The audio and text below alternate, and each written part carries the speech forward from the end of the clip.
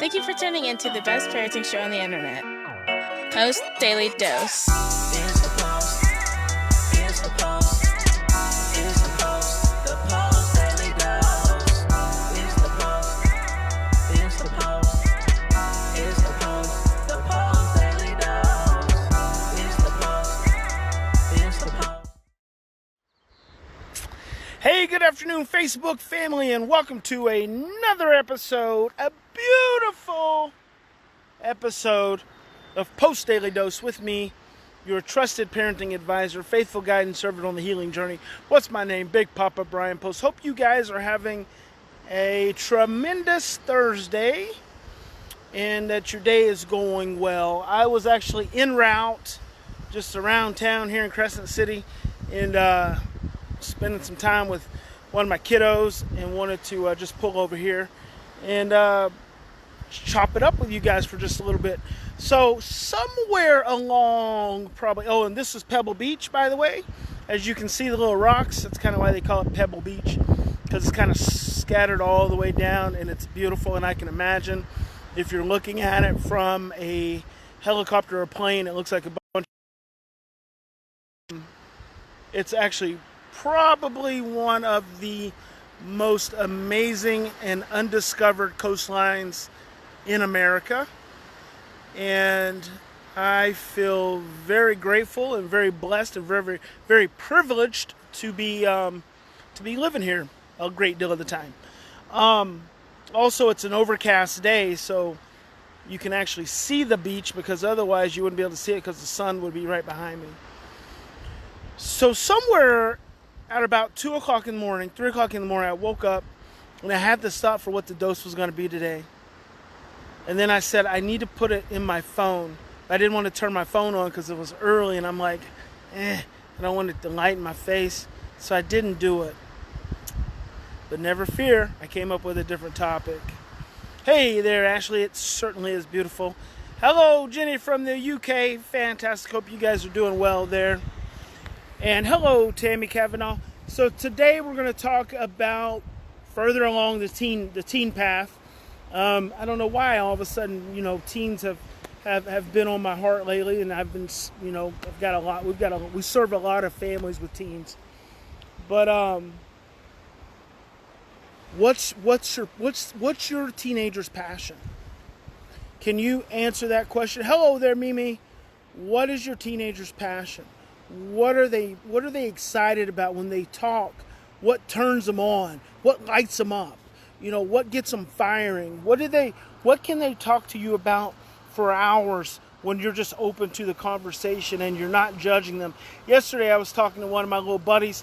He's 13, just turned 13, one of my favorite little kiddos. And I was asking him what he wanted to do when he grew up, and he said he wanted to do mechanics. And I'm like, really? Yeah, because actually we talk about Lamborghinis, because I love Lamborghinis. He loves Lamborghinis, so we have, supercars in common. So he's always sending me YouTube videos about different Lamborghinis that are on sale, like I could afford to buy one, but a boy can dream. And so we always chop it up about Lamborghinis. And he said, yeah, he wanted to be a mechanic, and he said he wanted to do auto body, and then he's like, haven't we had this conversation before? Didn't I tell you that? And I'm like, no, dude, I don't think you told me that before. So we just talk about it, and then it makes me start thinking, because one of the things I like to do with the families that I support is I always, especially with their teenagers, I'm always saying, what is the kid's strength and what is the kid most interested in? And how can we get them moving in that way? Because those are opportunities to build their self-esteem. Those are opportunities to give them confidence. Those are opportunities to feed a flame that could grow and lead into something amazing. I think most adopted and foster children operate at some level of genius because of the trauma that they've gone through. The flip side of trauma is that it works with the brain. The flip side of the chaos of trauma is that it works with the brain in a way that actually creates some really interesting out-of-the-box thinking, ideas, concept, and intellectual functioning. And unfortunately, most of our kids just don't ever get an opportunity to engage those processes. because so much of who we are in this world, in our reality, in our society, is built around social and emotional involvement. Well, what does trauma impact the most? Social and emotional involvement. And so the cognitive aspects of our children a lot of times get shut down, and we don't have an opportunity to feed those components of them. So if I ask you that question, Julie Hart says, my 14-year-old can't talk to me about anything. That's a misconception, Julie. So I want to call you out on that. Your perception is that they can or won't talk to you about anything. And the truth of the matter is, if they can talk, then they can talk to you.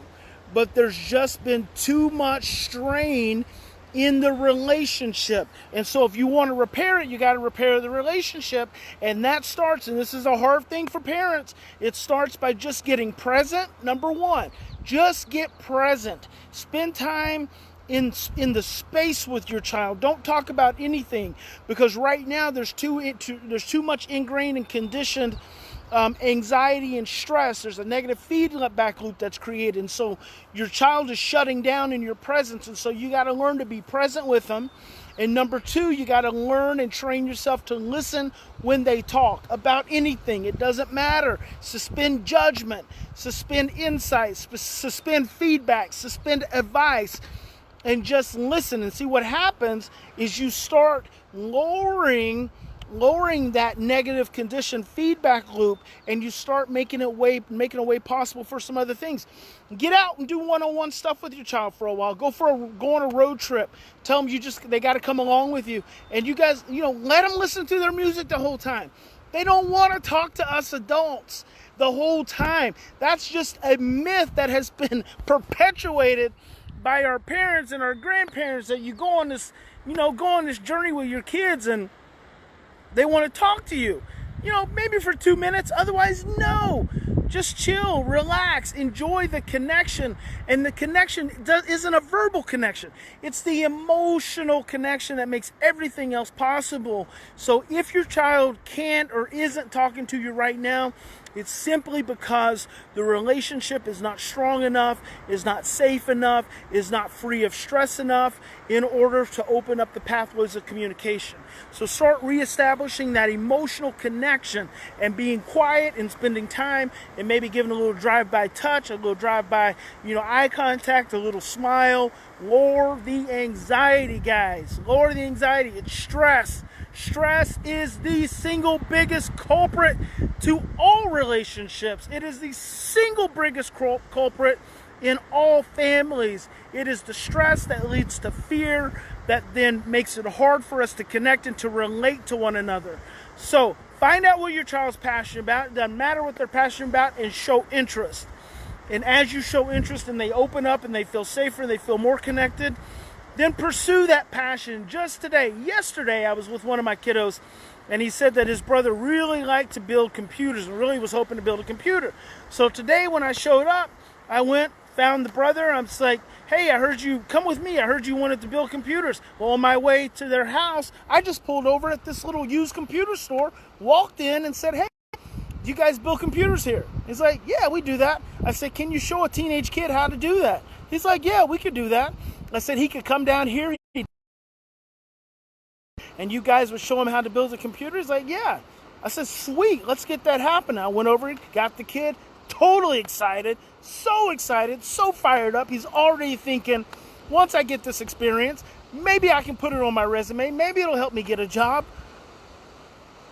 You just got to stop and take action and do some things that you may not otherwise do. Like my little kid who wants to be a mechanic. He's only 13 years old, but you better believe I'm going to figure out a way for him, his mother and I, to get him some kind of engine that he can start working on. And if I can't get him in a mechanic shop now, I'm at least going to get him started on building and tearing down some kind of engine at his home. We'll figure out some kind of space, because it could be his future. It could be how he provides for his family and creates something amazing in the world and helps a lot of people. You just never know. Spend enough time to find out what your teenagers are passionate about, and slowly, patiently, persistently help them make that happen. God bless! America. God bless America. Oh my gosh. I'm about to upload this commentary I did, Tulsa, Oklahoma, some police officers profiling and then, almost attacking these little African-American teenage boys, and it's just creating this powder keg of emotion in a city that's already fraught with generational trauma. So I'm going to upload that to my YouTube page. That's Bryan+Post. We have 2 YouTube pages. We have a Post+Institute YouTube, and then I have my Bryan+Post YouTube. So go check that out. I'll probably have it uploaded here within the next hour or so, and it may already be up. It was Wi-Fi when you live out here on the coast. No bueno. So God bless America.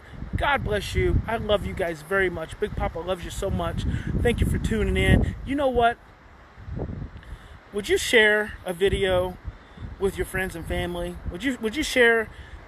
I really want to see this Facebook channel hit 100,000 people.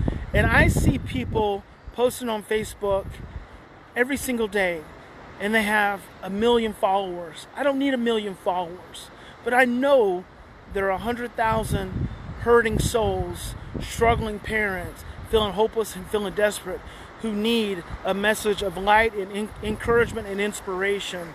And it's only going to be possible if you're willing to hit that share, hit that like, hit that share button, and share it with your friends and family. It would mean so much to me. I know it would mean so much to Christy and all the work we try to do here at the Post+Institute. So you guys remember, in any given situation, you can continue to react from the same blueprints of stress, fear, and overwhelm, or you can stop, you can slow down, you can take 3 to 10 deep breaths.